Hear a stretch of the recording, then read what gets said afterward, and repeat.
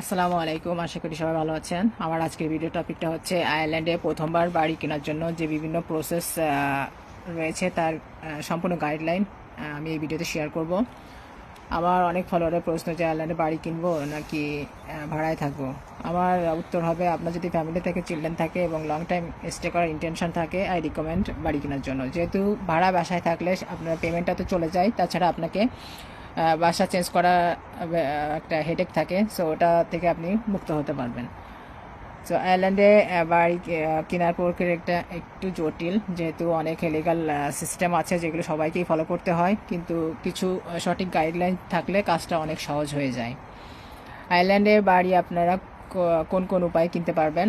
নিলামে কিনা যায়, প্রাইভেট থিয়েটারে সেলে কিনা যায়, এস্টেট এজেন্টের মাধ্যমে কিনা যায়। আয়ারল্যান্ডে বিভিন্ন শহরে বিভিন্ন এস্টেট এজেন্ট আছে, তাদের ওয়েবসাইট এবং অফিসিয়াল যে অফিস আছে সে অফিসে যেও আপনারা তাদের সাথে অ্যাপয়েন্টমেন্ট নিয়ে কথা বলতে পারেন। তারপর আছে ওয়াপ মার্কেট প্রপার্টি থেকে বাড়ি কেনা যায়, নিউ ডেভেলপমেন্ট ডেভেলপার কাছ থেকে সরাসরি কেনা যায়।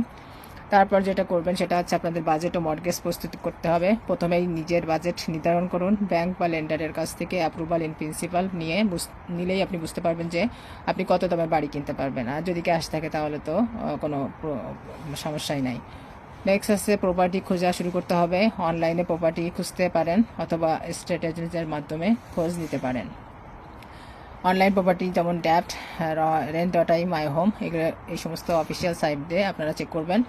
আর স্টেট এজেন্টে করলে কাজটা একটু ফাস্ট হয়, তাছাড়া ওরা আপনাকে চার্জ করবে ফিউ পার্সেন্ট, যেহেতু তারা আপনার জন্য কাজ করবে। নেক্সট আছে হাউস দেখা। পছন্দের বাড়িটি সরাসরি গিয়ে দেখুন, লোকেশন, বাড়ির অবস্থা, আশেপাশের পরিবেশ ভালোভাবে যাচাই করবেন, যেহেতু আপনার ফ্যামিলি নিয়ে ওখানে লং টাইম থাকতে হবে, এটা লং ইনভেস্টমেন্ট। সো অবশ্যই এগুলো আপনারা চেক করে তারপরে ডিসাইড করবেন।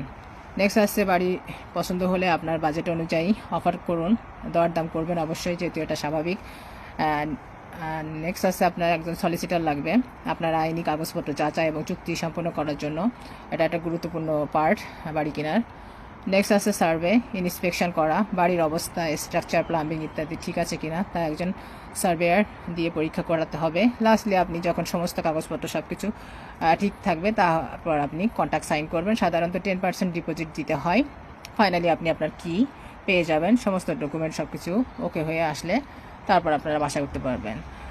এখানে কিছু টপ টিপস অ্যাড করি, যেটা হচ্ছে আপনাদের মর্টগেজ অ্যাপ্রুভাল আগে রাখবেন, আর যদি ক্যাশ থাকে তাহলে তো অনেক ভালো। আস্কিং প্রাইস সবসময় সেম হয় না, আপনারা সবসময় বার্গেনিং করবেন, একাধিক বাড়ি অফার করবেন, এটা স্বাভাবিক। আর যদি কারো কোনো প্রশ্ন থাকে অবশ্যই কমেন্টে জানাবেন। সবাই ভালো থাকবেন। আল্লাহ হাফেজ, আসসালামু আলাইকুম।